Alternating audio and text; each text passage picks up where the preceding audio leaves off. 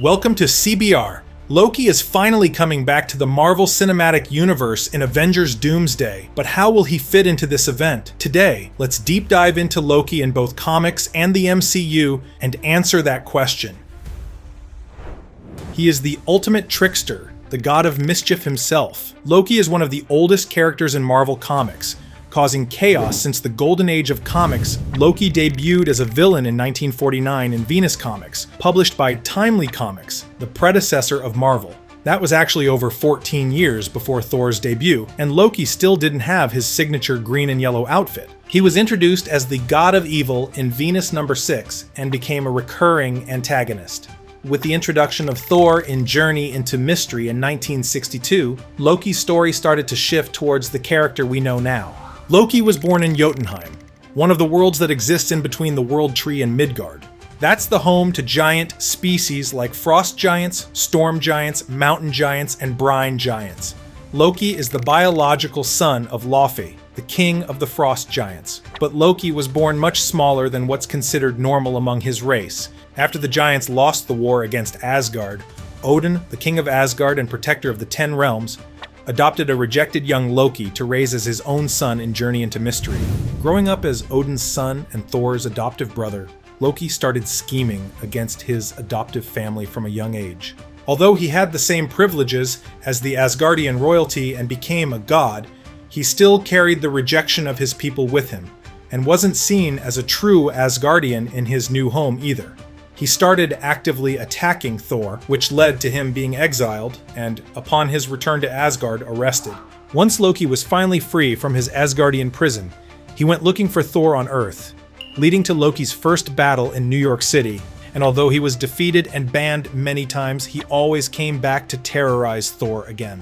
His mischief is even connected to the Asgardian apocalypse, the Ragnarok arc in Marvel Comics, Thor, Volume 2, numbers 80 to 85 from 2004. Loki fulfills a prophecy that he would lead the enemies of Asgard against the Asgardians and cause the Ragnarok. This leads to the demise of nearly all Asgardians, including Loki. But Thor learns that Ragnarok is a cyclical event orchestrated by cosmic beings known as those who sit above in shadow. To end the cycle of suffering, Thor destroys the Loom of Fates and seemingly Asgard with it, but the souls of the Asgardians reincarnate on Earth. Loki is reborn as a woman and continues causing chaos in Thor Volume 3, number 5 from 2007. During the Skrull invasion, for example, Lady Loki manipulates Asgardians into attacking Beta Ray Bill, falsely accusing him of being a Skrull in Secret Invasion, Thor number 1 from 2008. The transition from Secret Invasion to the Dark Reign arc is marked by Norman Osborn's rise to power. Still as a woman, Loki joined Osborn's Dark Illuminati in the aftermath of Secret Invasion in Secret Invasion, Dark Reign number 1 from 2008. The secret group also included Dr. Doom, Emma Frost, and Namor, and later became known as the Cabal. The Dark Reign ends with the Siege of Asgard in Siege number 4, 2010, which finally brings a redemption for Loki. She sacrifices herself to stop the Void, the evil side of the Sentry. But Loki had already ensured there would be multiple Loki variants around before dying.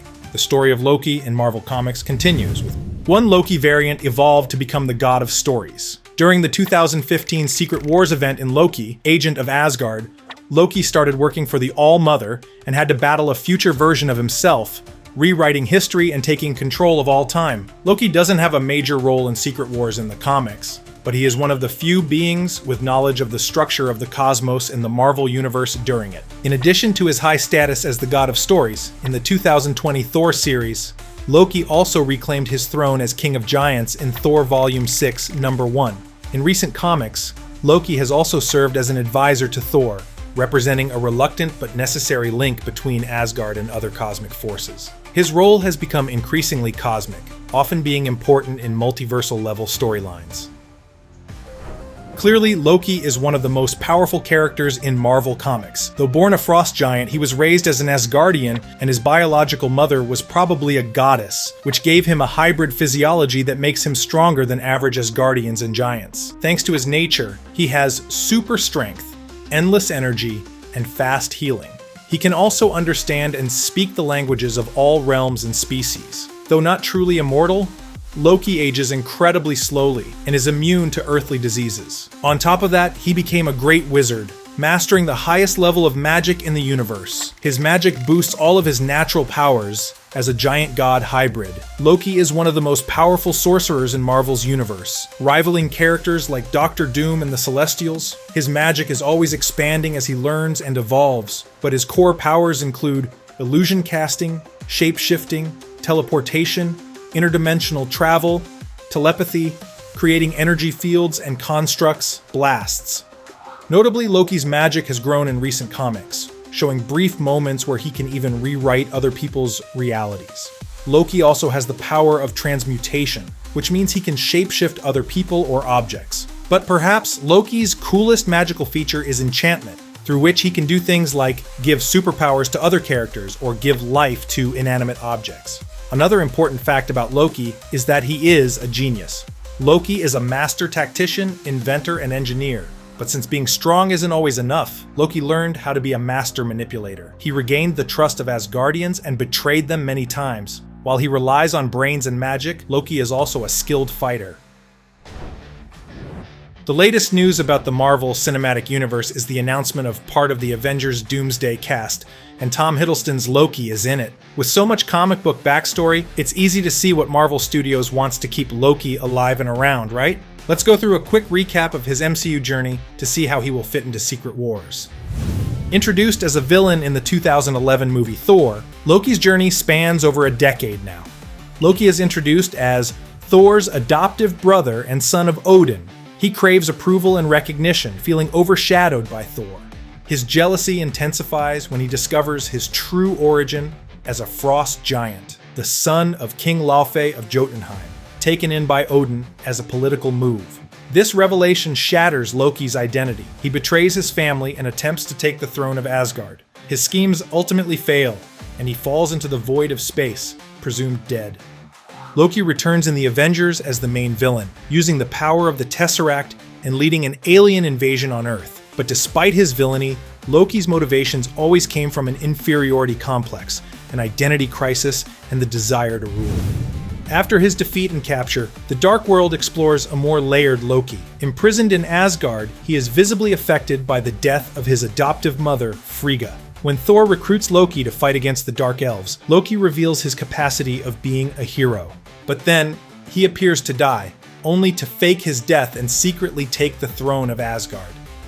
In Thor Ragnarok, Loki has comfortably ruled Asgard in disguise, letting the kingdom fall into decay. When Thor uncovers his deception, Loki's illusions stop working. The story forces the brothers to confront their differences, and further paints Loki as a nuanced character. The destruction of Asgard and the arrival of Hela, their long-lost sister, force Loki to confront real responsibility. By the end, Loki joins Thor in helping evacuate Asgard's people. He steals the Tesseract, but this time, his actions are less about power and more about survival. In Avengers Infinity War, Loki finally becomes a hero. Facing Thanos, he tries to deceive and assassinate him to save Thor. Loki is killed by Thanos, who succeeds in extracting the Space Stone from the Tesseract. But Loki's story doesn't end there. In Avengers Endgame, during the Avengers time heist, a past version of Loki from 2012 escapes with the Tesseract, creating a new timeline. This variant becomes the protagonist of the 2021 Disney Plus series Loki, setting the stage for an entirely new direction for Loki, God of Stories or God of the Multiverse. In Loki Season 1, the variant Loki is arrested by the Time Variance Authority, or TVA, a mysterious organization that monitors the timeline. Stripped of his powers and forced to confront his actions, Loki undergoes literally centuries of emotional, intellectual, and personal growth through his time-traveling adventures. The show introduces Sylvie, a female variant of Loki with her own traumatic past. Through his relationship with her, Loki begins to explore the idea of genuine connection, trust, and self-worth. By the finale, Loki and Sylvie reach the mysterious He Who Remains, a variant of Kang the Conqueror. He is the creator and keeper of the sacred timeline, who reveals that the TVA was preventing a multiversal war. When Sylvie kills He Who Remains, she unleashes chaos, fracturing the sacred timeline and setting the multiversal collapse in motion. Meanwhile, Loki becomes stuck in a time-slipping loop that he needs to learn how to control. Loki Season 2 completes this major transformation for the character. As the multiverse spirals into instability, Loki gains control over his time-slipping ability, learning how to manipulate time. In the climax, Loki realizes that to save all timelines and his friends, someone must take the place of he who remains. Embracing self-sacrifice, he takes on the burden of holding the timelines together, becoming the multiversal anchor, the keeper of reality. Now seated on a throne at the end of time, Loki no longer seeks power or redemption. His arc began with a desperate desire to be king, went through ups and downs, and led him to become a lonely cosmic guardian. He finally had his throne, but not as he imagined it. So what's next for Loki in the MCU? At the end of Loki Season 2, the God of Mischief becomes the God of Stories, or as some fans call him, the God of the Multiverse.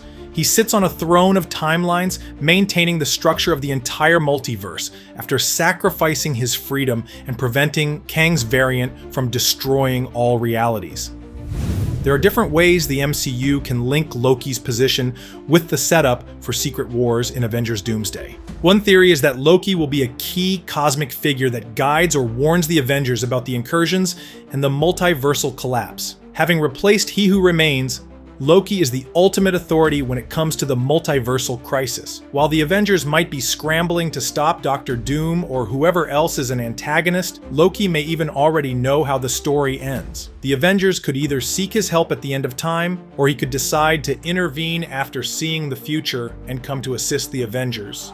But he could act as both an ally and an obstacle, refusing to intervene directly in the timeline until the very last moment because of all the trouble he went through after he messed with the sacred timeline the first time.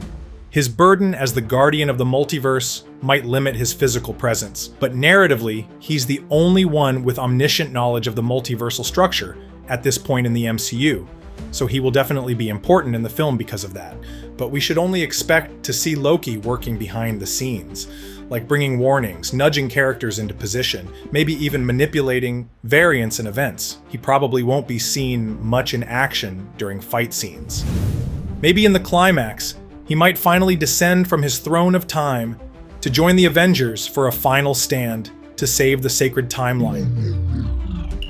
Not as a villain, not as a hero, but as a cosmic god who understands that sometimes stories end and new ones begin.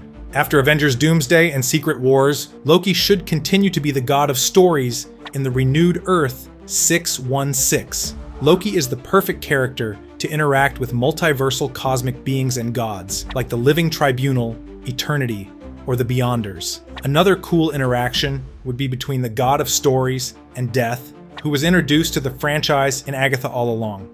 Another story that would make sense for a third season of Loki or a Loki movie is having a Loki variant decide to overthrow the current god of stories. Beneath the mischief and manipulation, there's always been a deep longing, a search for love, family, and identity. Now, with the weight of infinite worlds on his shoulders, that core emotional truth remains. He's still trying to do what's right, even if no one is watching. But his time slipping could have caused a few righteous Lokis to be born as well, and one of them might become even better fitted to rule the multiverse. Who knows? We just hope the MCU keeps Loki around for a long time, because fans can't get enough of him.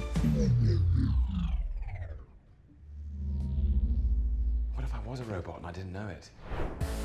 Now, as the god of stories, he's entered a new phase of existence that redefines what it means to be part of the Marvel Universe. But what's most exciting is that Loki's new role doesn't just elevate the character, it changes the rules of storytelling in the MCU itself.